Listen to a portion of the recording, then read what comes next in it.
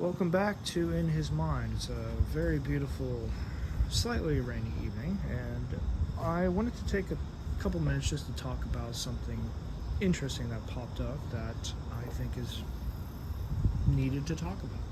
These spiritual highs seem to be linked to the Holy Spirit and are okay. They're natural, and that there's a lot there, but it's intricate, it's intimate, it is personal. So they matter, and there's a couple Bible verses that do point to this, where Jesus even said, and I'm not going to quote it because I'm going to get it wrong, but I will list the Bible verse down below.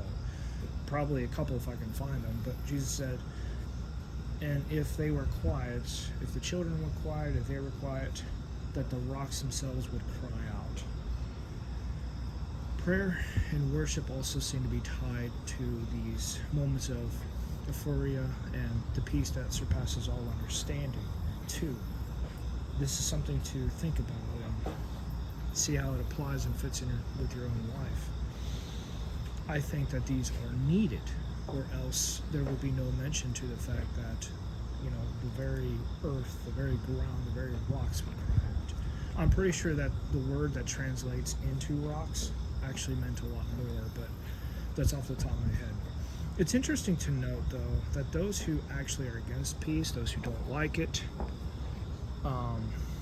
they cling to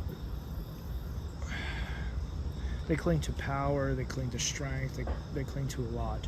And one of my favorite quotes there, I'm going to try to put it out there because even though it's stuck in my head, it may actually come out wrong, by Darth Malgus from one of the books. I have it on videotape and it's been forever, partly because I lost the disc. But he talks about how the Empire has traded the strength for weakness, and how it was something to be despised and loathed. I will see if I can track down that comment and also put it down below, because it matters and it hit me very hard. It's very important.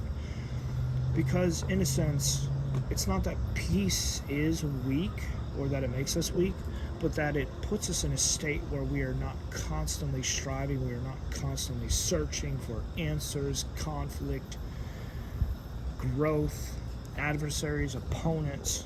If you're playing games, this definitely matters, because when you play PvP in like Dark Souls or something, you're actively seeking out people's worlds to invade for the challenge, the thrill, or whatever. I mean, it could be tied with achievements and trophies, depending if you're on the PlayStation or Xbox side. But anyway, point in case, peace actually goes against some of what people stand for and desire.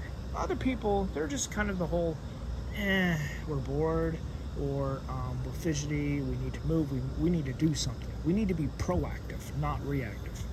And peace actually goes right smack in between the two, because you're not being proactive or reactive. Actually, if you are feeling those moments of euphoria, you may actually be moved to actions and tears, whereas the peace that surpasses all understanding actually kind of settles you and quiets you down, where you don't really necessarily want to move. Interesting. I didn't realize that. So yeah, it's definitely some interesting stuff here. There's a lot there. Anyway, when you study others' teachings and thoughts and lessons on prayer and the spiritual highs, you're going to get more in-depth understanding of what it is and what's there, and more importantly, how it draws you closer to Christ.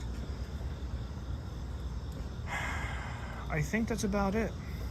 But that Star Wars quote from Darth Malgus, it sticks to me like very little else has, because over 23 years of my life has been consumed by hatred. And when there wasn't anyone or anything to be angry at, I would turn that inwards on myself.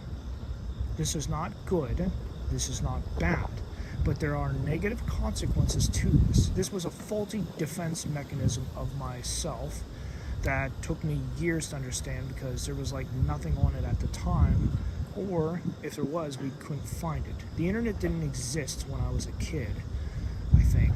or maybe it did. It just wasn't, out there available to the public, just to like public schools. I think it kind of branched out in the late '90s. I think I'm sketchy on the details, but anyway, point in case, when I was adopted, I brought with me some very severe issues and self-loathing, self-hatred. Yeah. Anyway, quite the process, quite the interesting turn of events here about how peace is actually needed to let go of all, and recently, letting go of all the attachments in my life so I can move on with my life. This is specifically tied with the fact and the realization that when you're adopted and you're told it's healthy and important to latch on and to connect with others, that you're supposed to build bridges, yes, but there comes a point in life where you just let go of always trying to bring other stuff into your life to reach out, to make connections, to build bridges. Because if you're always building, you're always reaching out, you're always trying to grab, it's basically you're not able to go through life. You're always getting stuck. You're always getting attached. And at some point, you do need to let go and to lessen up of all of that so you can kind of move through life without constantly getting stuck, This is something that was interesting because when you're adopted, you're told to attach, not to let go of. And obviously this lesson could be lost when these adopted kids grow up and move out of their homes. They don't understand and realize it is healthy and natural, and it's even needed to a point to let go of. Parents have to let go of their kids when they move out of the house too. It's hard, but it's natural. Anyway, it's interesting side thoughts that tie into all this stuff. Maybe you can understand a bit more of why I actually reach out and put this stuff out here, is because it's helpful, it's needed, and it ties more to God. It's not always going to be about me, the entity in my life, and